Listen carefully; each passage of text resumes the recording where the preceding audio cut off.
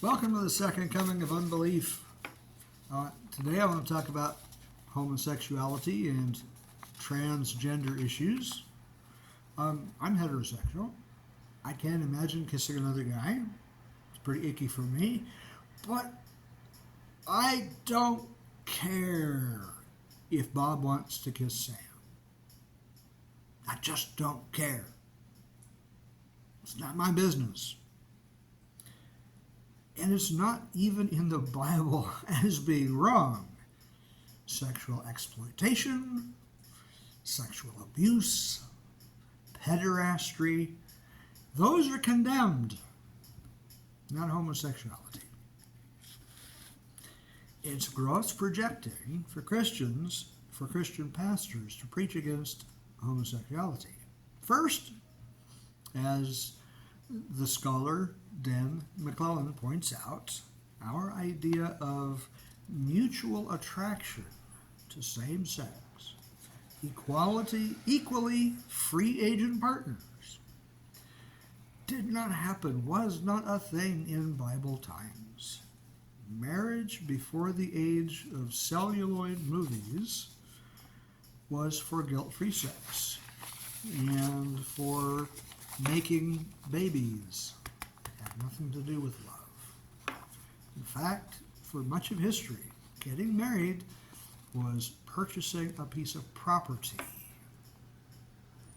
Sometimes love happened after the I do's, did for my parents, but that's the modern concept of what marriage is now in 2024 is very different from what existed when the Bible was written, and even through much of the ensuing 1,500 years or more of European history.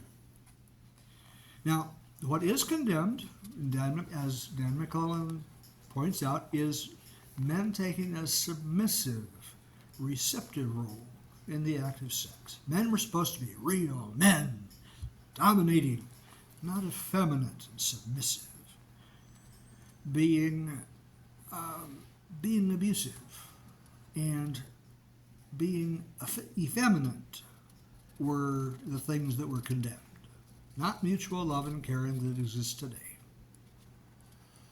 And while lesbian love is never mentioned in the Bible because women were property and not free agents, like they are in our modern age, people tend to impose their own icks on the events and culture 2,000, 3,000 years ago. As for transgender people, it sickens me to see an evangelical preach that people are performing orchidectomies left and right at whim. It's been illegal for a long time. It's not happening. If evangelicals are terrified of falling in love or being attracted to a chick with a dick. Hey, look, if a person is fun to talk to and do stuff with, a decent person with a sense of morality will be attracted to that person, no matter if they are rich or poor, male or female. And Jesus himself said eunuchs will be in heaven. Eunuch, that means dude with his gonads cut off. If you didn't know that word already. That stuff used to happen sometimes back then. Prisoners of war, slaves, just different things. So like all the LGBTQI plus and trans anger is just ginned up anger to keep the masses from seeing the unchristlike, even illegal goings on behind their back or just off to their side. It's a distraction. We don't have a problem with women getting nose jobs or boob jobs, tummy tucks, liposuction. It's all good.